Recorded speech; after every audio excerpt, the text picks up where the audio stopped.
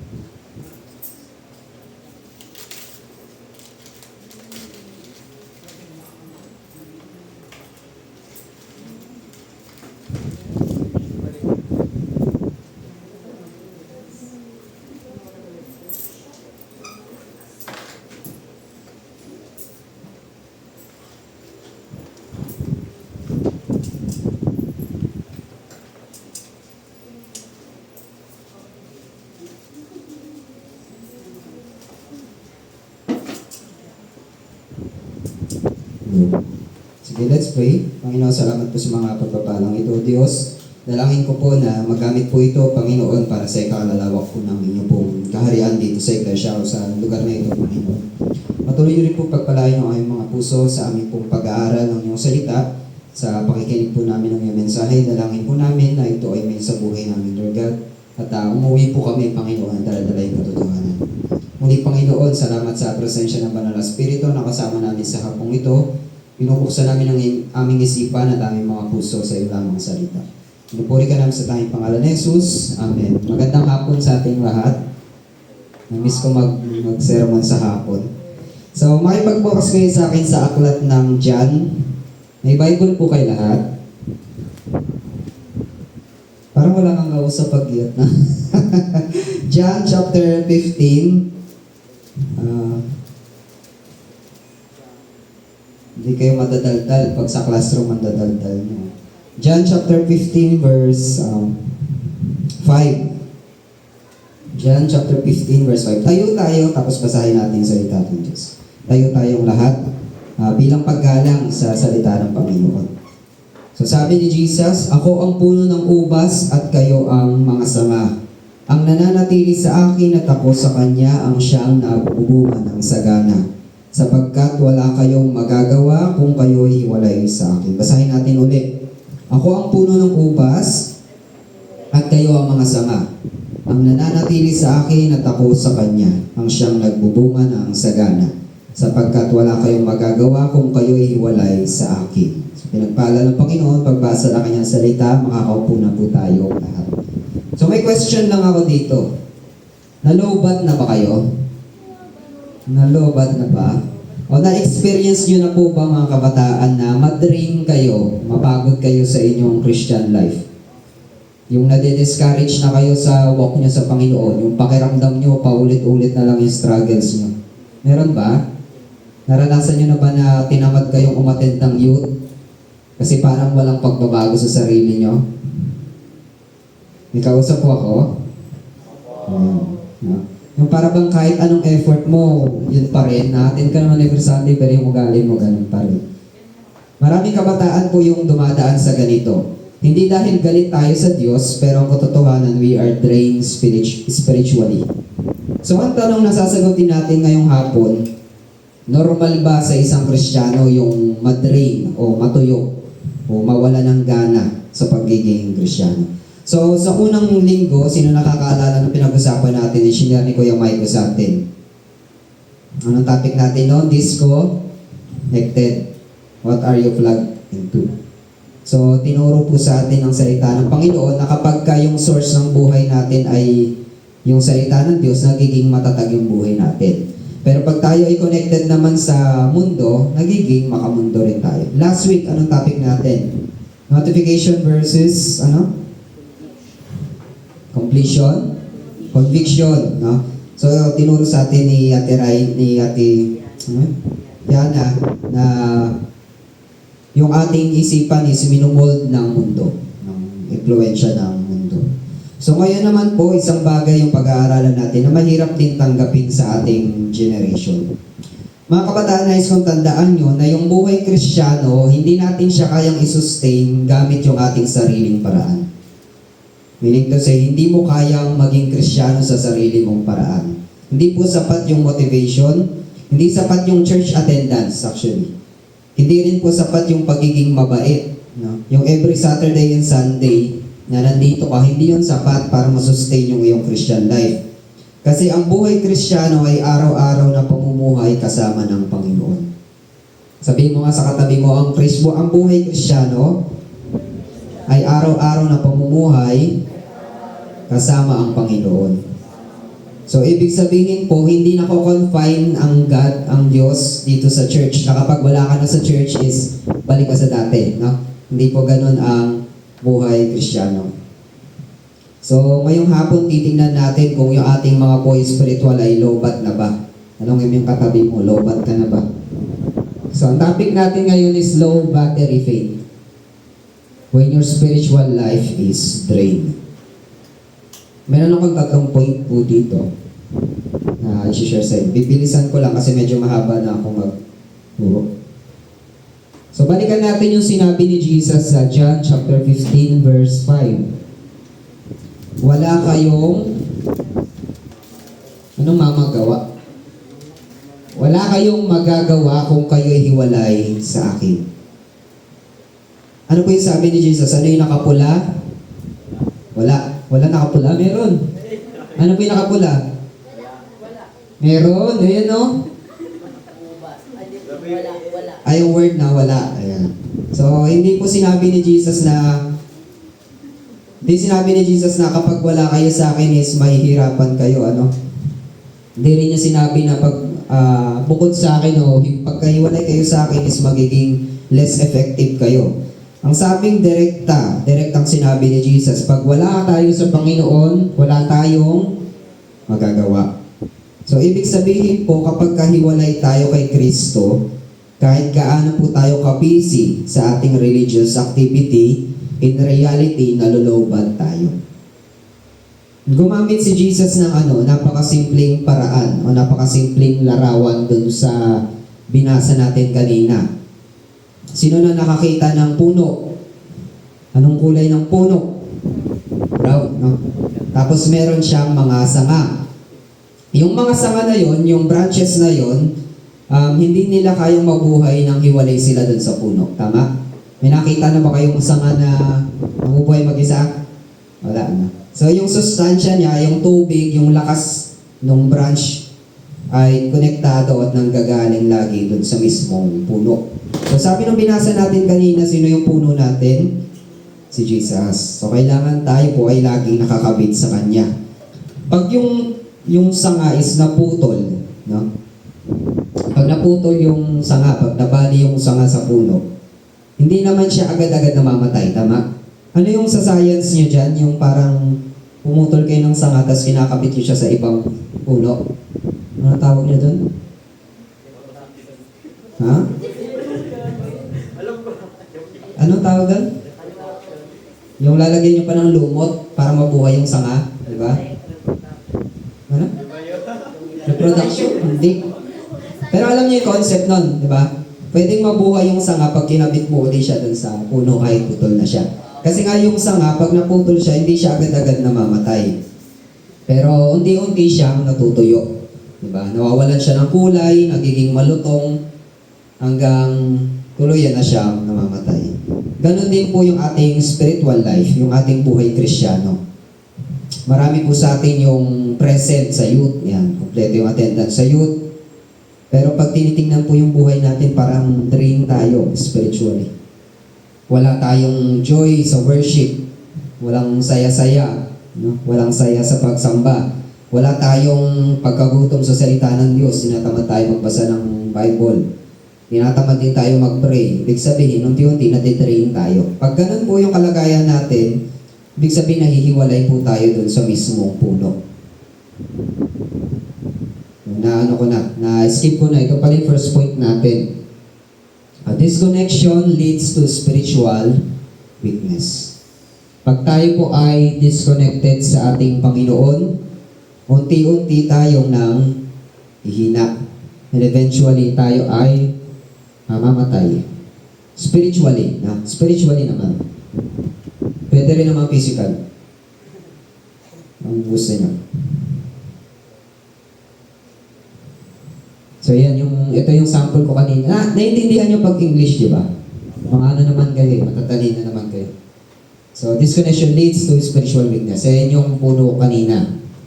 So, sabi po dyan, ang lakas ng Kristiyano ay ano daw?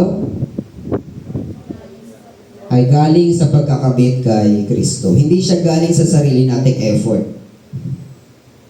At sabi dito, posible daw po na mukha tayong active, mukha tayong spiritual, pero sa kaloob-looban natin, empty tayo.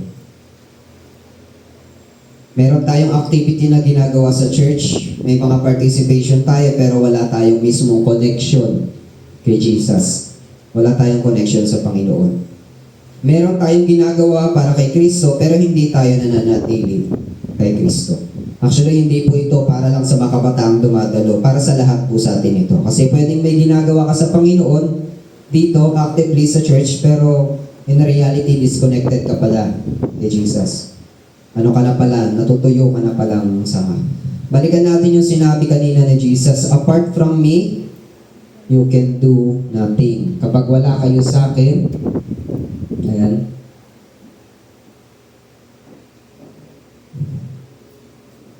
wala kayong magagawa kung kayo ay hiwalay sa akin.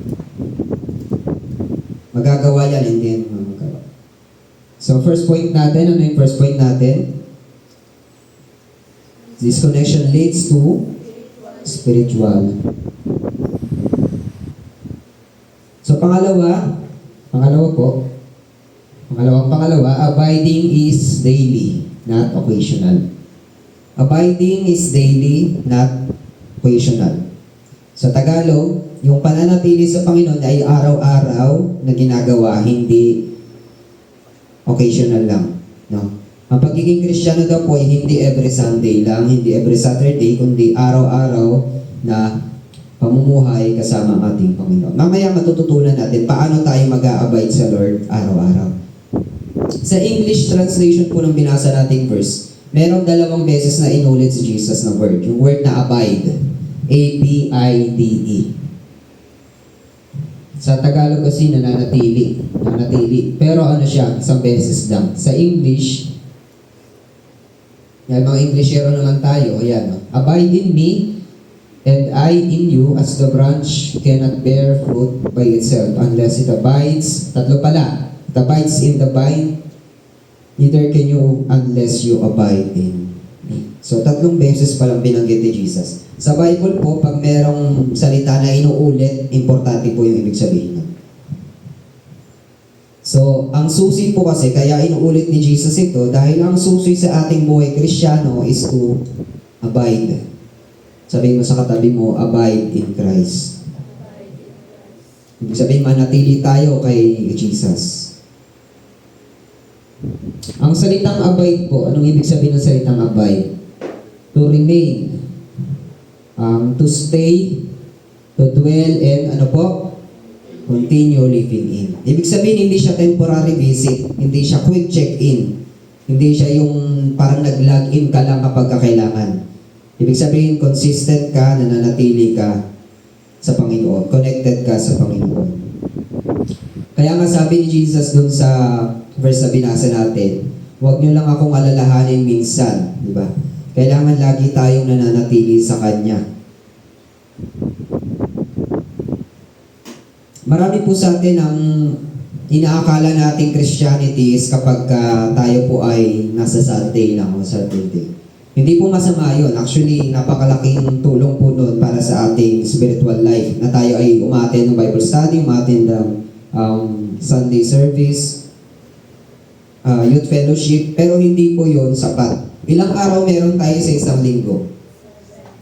7. Ilang araw po doon yung binibigay natin sa Panginoon?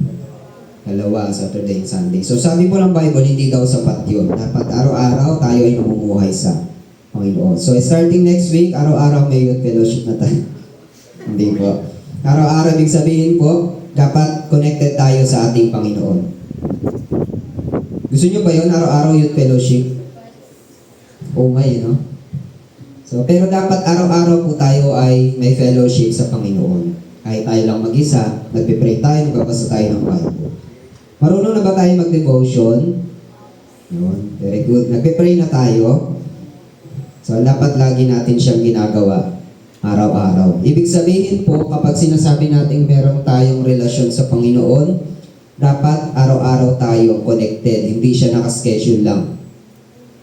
For example po sa daily relationship, masasabi ba natin na meron tayong relasyon dun sa isang tao kung isang beses lang tayo nag-uusap o nakikita sa isang linggo? Sabihin mo, may relasyon kami niyan pero isang araw lang kami nag-uusap tapos kanya-kanya na kami. Hindi siya matatawag na relasyon. No? Eventually, mamamatay din yung ganong klaseng setup. Ganon din sa atin.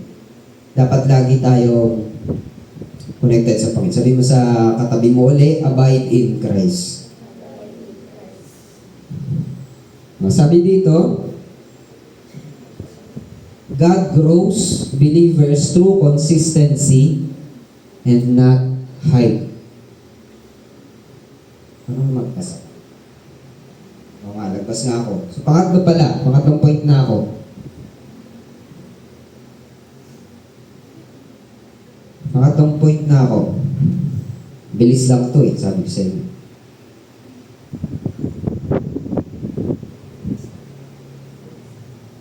Bilis ba? So, sige, ulitin po natin. Ayaw nyo na mabilis.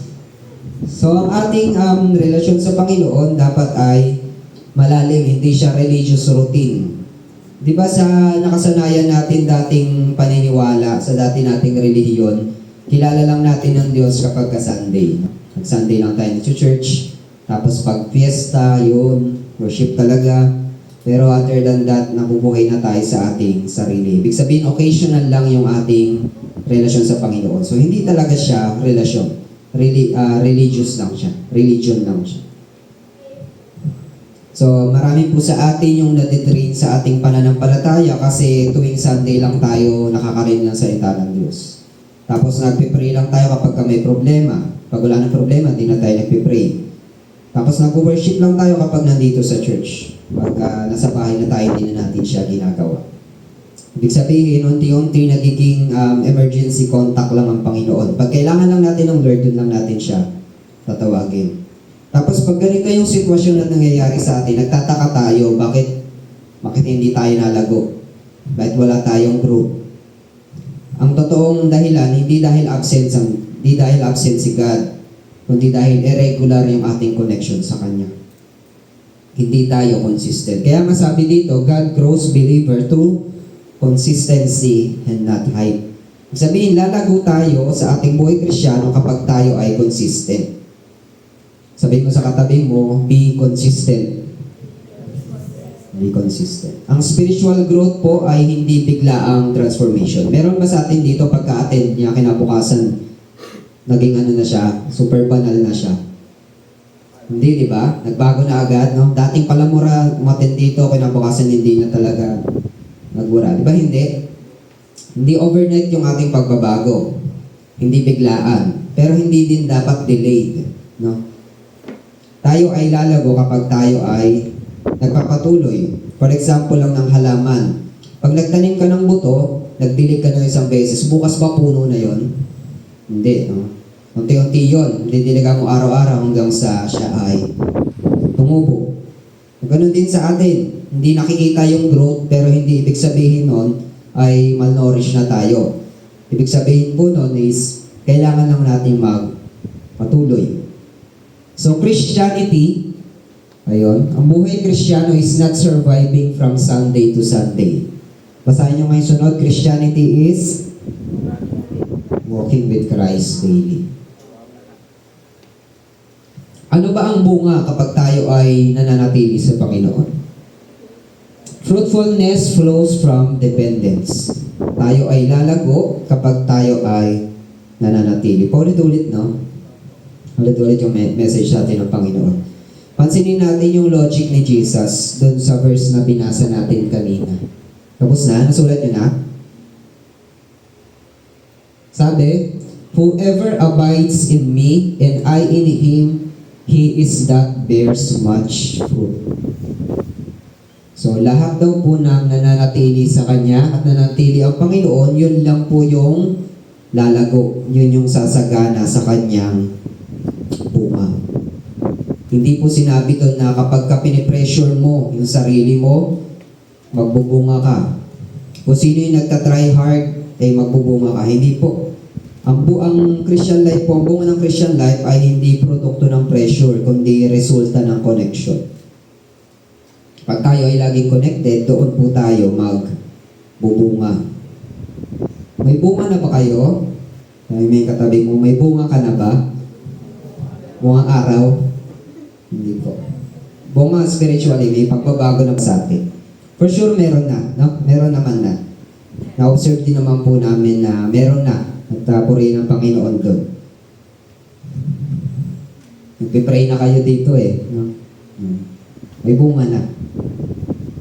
Tapos mag-1 year na tayo, malapit na tayo matapos. Sa unang taon.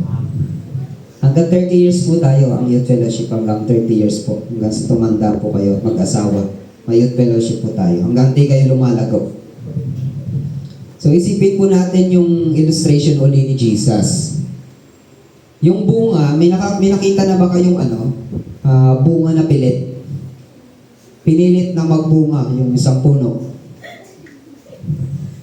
Bakit? Parang pilit yung bunga. Parang walang ganun, no?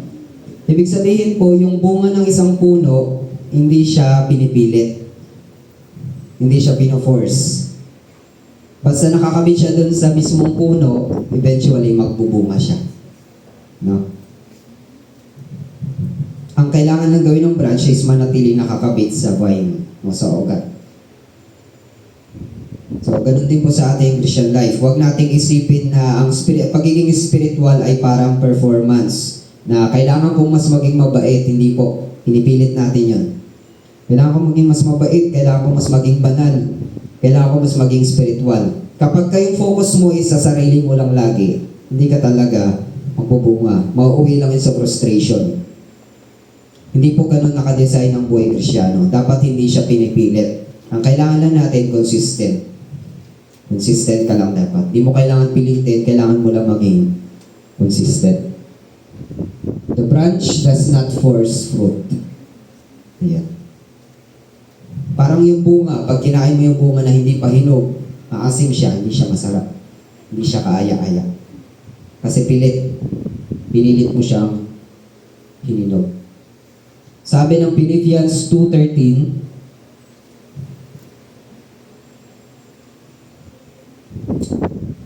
sa English, for it is God who works in you, both to will and to work for His good pleasure.